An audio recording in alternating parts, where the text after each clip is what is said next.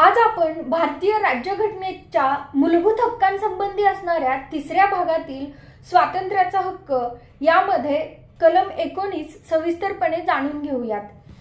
कलम 19 भाषण स्वातंत्र्य इत्यादी संबंधीच्या विवक्षित हक्कांचे संरक्षण।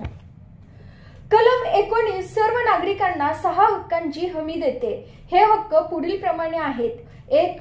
भाषण आणि अभिव्यक्ती स्वातंत्र्याचा हक्क। 2. शांततेने आणि निशस्त्र एकत्र येण्याचा हक्क। 3. संघटना किंवा संघ किंवा सहकारी संस्था स्थापन करण्याचा हक्क। सन 2011च्या 97व्या घटना दुरुस्ती अधिनियमाद्वारे सहकारी संस्थांसाठी तरतूद करण्यात आलेली होती। चौथा हक्क आहे भारताच्या राज्यक्षेत्रात सर्वत्र मुक्तपणे संचार करण्याचा हक्क। 5वा हक्क आहे भारताच्या राज्यक्षेत्रातील कोणत्याही भागात राहण्याचा आणि स्थायिक होण्याचा हक्क। तर 6वा हक्क आहे कोणताही पेशा आचरण्याचा किंवा कोणताही व्यवसाय व्यापार किंवा धंदा चालवण्याचा हक्क। मूळ कलम 19 मध्ये 7 हक्क होते, मात्र 1978च्या 44व्या घटना दुरुस्ती कायद्याद्वारे मालमत्तेचे संपादन अधिग्रहण करण्याचा आणि विल्हेवाट लावण्याचा हक्क या कलमातून काढून टाकण्यात आला आहे। हे 6 हक्क केवळ सरकारी कारवाईपासून संरक्षित आहेत, खाजगी व्यक्तींपासून नाही। हे हक्क केवळ नागरिकांना आणि व्यावसायिक संस्थांच्या भागधारकांना उपलब्ध आहेत। परदेशी व्यक्ती किंवा व्यावसायिक संस्था किंवा महामंडळे इत्यादी सारख्या कायदेशीर व्यक्तींना उपलब्ध नाहीत। सरकार या 6 हक्कांचा उपभोग घेण्यावर कलम 19 मध्ये उल्लेख असणाऱ्या कारणांच्या आधारावर संयुक्तिक निर्बंध लादू शकते। आता पाहूयात भाषण आणि अभिव्यक्ती स्वातंत्र्य। प्रत्येक नागरिकाला आपले मत, विचार, श्रद्धा आणि विश्वास तसेच तोंडी, लेखन, छपाई, चित्र किंवा इतर कोणत्याही प्रकारे मुक्तपणे व्यक्त होण्याचा हक्क आहे। सर्वोच्च न्यायालयाने नमूद केल्याप्रमाणे भाषण आणि अभिव्यक्ती स्वातंत्र्यामध्ये खालील बाबींचा समावेश होतो: स्वतःच्या मतांचा प्रचार करण्याचा हक्क, यालाच अभिसरण स्वातंत्र्य म्हणतात, पत्रकारितेचे स्वातंत्र्य, व्यावसायिक जाहिरातींचे स्वातंत्र्य, दूरध्वनी संभाषण टॅप करण्याविरुद्ध हक्क, प्रसारणाचा अधिकार म्हणजेच इलेक्ट्रॉनिक माध्यमांवर सरकारची मक्तेदारी नाही, राजकीय पक्ष किंवा संघटनेने पुकारलेल्या बंदच्या विरोधात हक्क, सरकारी कामकाजाबाबत माहिती जाणून घेण्याचा हक्क, शांततेचे स्वातंत्र्य, वृत्तपत्रावर प्रसिद्धीपूर्व तपासणी म्हणजेच सेन्सॉरशिप लादण्याचा विरुद्धचा हक्क, निदर्शने किंवा धरणे आंदोलन करण्याचा हक्क मात्र संप करण्याचा हक्क नाही, राष्ट्रध्वज फडकवण्याचा अधिकार, निवडणूक लढविणाऱ्या उमेदवारांची पार्श्वभूमी जाणून घेण्याचा मतदारांना अधिकार, प्राथमिक शाळेच्या टप्प्यांवर शिक्षकाचे माध्यम निवडण्याचा अधिकार, लैंगिक ओळख व्यक्त करण्याचा अधिकार, उत्तर देण्याचा अधिकार म्हणजेच टीकेला उत्तर देण्याचा अधिकार, इंटरनेट अथवा सोशल मीडियावर माहिती अथवा व्हिडिओ पोस्ट करण्याचा अधिकार, चित्रपट निर्मात्यांना त्यांचे चित्रपट प्रदर्शित करण्याचा अधिकार आणि इंटरनेट वापरण्याचा अधिकार, इंटरनेटद्वारे माहिती मिळविण्याचा अधिकार। भारताचे सार्वभौमत्व आणि अखंडत्व, देशाची सुरक्षा, परकीय राष्ट्रांशी मैत्रीपूर्ण संबंध, सार्वजनिक सुव्यवस्था, शालीनता किंवा नैतिकता, न्यायालयाचा अवमान, मानहानी आणि गुन्ह्यासाठी प्रवृत्त करणे या कारणांच्या आधारावर सरकार भाषण आणि अभिव्यक्ती स्वातंत्र्याच्या वापरावर संयुक्तिक बंधने घालू शकते। दुसरा हक्क आहे संमेलनाचे स्वातंत्र्य। प्रत्येक नागरिकाला शांततापूर्ण आणि निशस्त्र मार्गाने एकत्र येण्याचा हक्क आहे। यात निदर्शने, मिरवणूक आणि सार्वजनिक सभा भरविण्याचा अधिकार समाविष्ट आहे। या स्वातंत्र्याचा उपभोग केवळ सार्वजनिक ठिकाणी घेता येतो। सभा शांततापूर्ण आणि निशस्त्र असावी।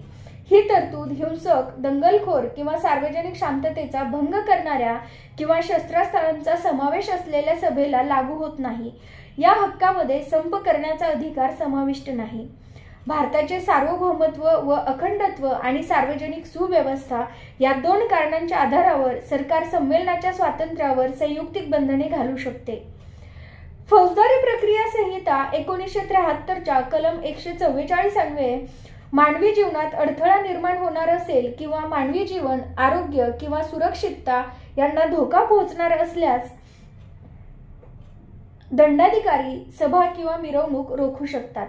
भारतीय दंड संहितेच्या कलम 141 अन्वये 5 किंवा अधिक व्यक्तींचे एकत्र येणे बेकायदेशीर ठरते जर 1.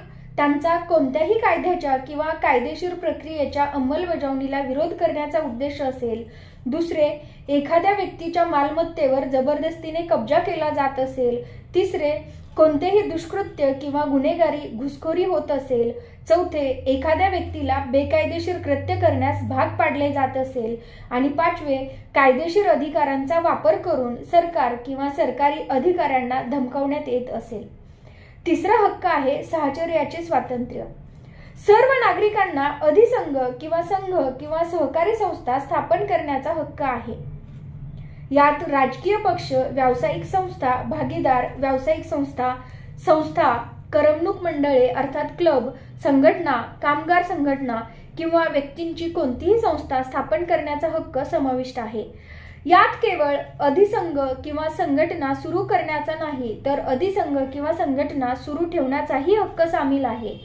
याशिवाय या स्वातंत्र्यात अधिसंघ किंवा संघटना तयार न करण्याचा किंवा त्यात सामील न होण्याच्या नकारात्मक अधिकाराचाही समावेश होतो.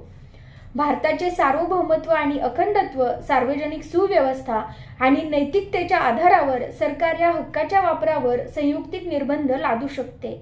या निर्बंधांच्या अधीन राहून नागरिकांना कायदेशीर उद्दिष्टे आणि हेतू साध्य करण्यासाठी संघटना किंवा संघटना स्थापन करण्याचे पूर्ण स्वातंत्र्य आहे.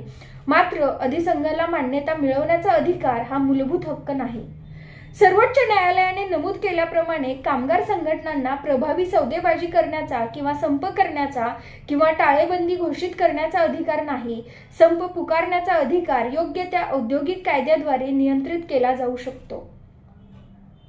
तिसरा हक्क आहे संचाराचे स्वातंत्र्य. हे स्वातंत्र्य प्रत्येक नागरिकाला देशाच्या संपूर्ण भूभागात मुक्तपणे फिरण्याचा हक्क देते. प्रत्येक नागरिक एका राज्यातून दुसऱ्या राज्यात किंवा एका राज्यातील एका ठिकाणाहून दुसऱ्या ठिकाणी मुक्तपणे फिरू शकतो. या हक्काच्या माध्यमातून नागरिकांच्या दृष्टीने भारताच्या एकतेची कल्पना अधोरेखित होते.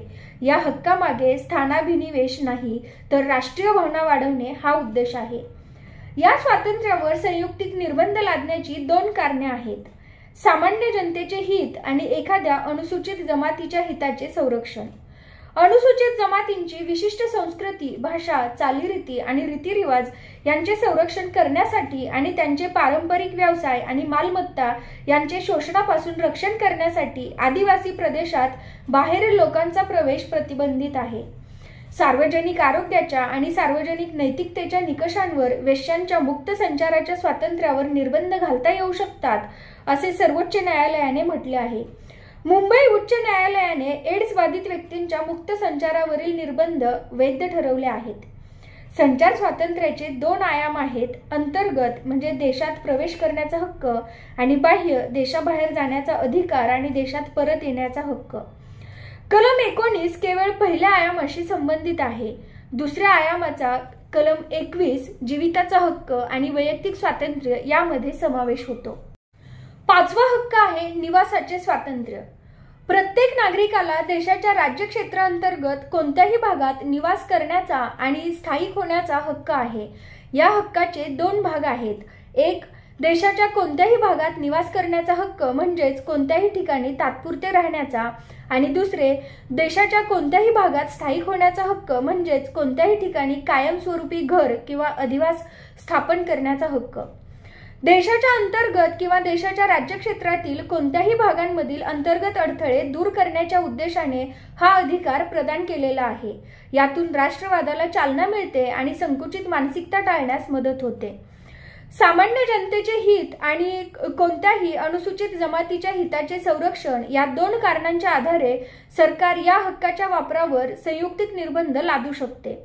अनुसूचित जमातींची विशिष्ट संस्कृती, भाषा, चालीरीती यांचे संरक्षण करण्यासाठी आणि त्यांचे पारंपरिक व्यवसाय आणि मालमत्ता यांचे शोषणापासून संरक्षण करण्यासाठी बाहेरील लोकांचा आदिवासी प्रदेशात निवास करण्याच्या आणि स्थायिक होण्याच्या हक्कावर मर्यादा टाकण्यात आल्या आहेत.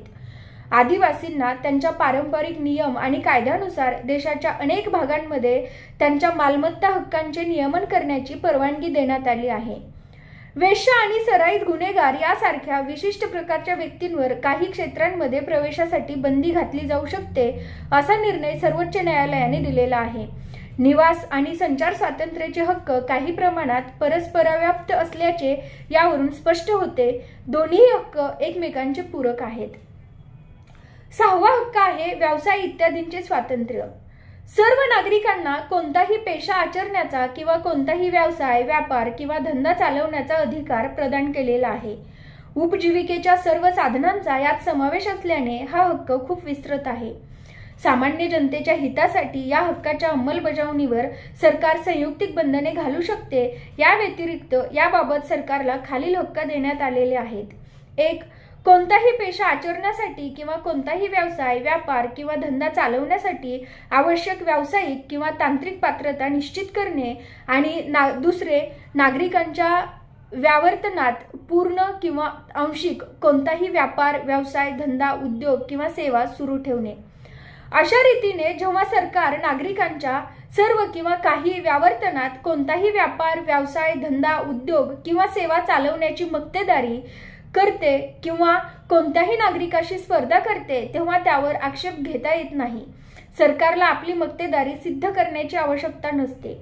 या हक्कामध्ये अनैतिक, स्त्रिया किंवा मुलांचा देहव्यापार किंवा धोकादायक, हानिकारक औषधे किंवा स्फोटके इत्यादी व्यवसाय किंवा व्यापार किंवा धंदा चालवण्याचा हक्क समाविष्ट नाही. सरकार यावर पूर्णपणे प्रतिबंध लागू करू शकते किंवा परवान्याद्वारे त्यांचे नियमन करू शकते.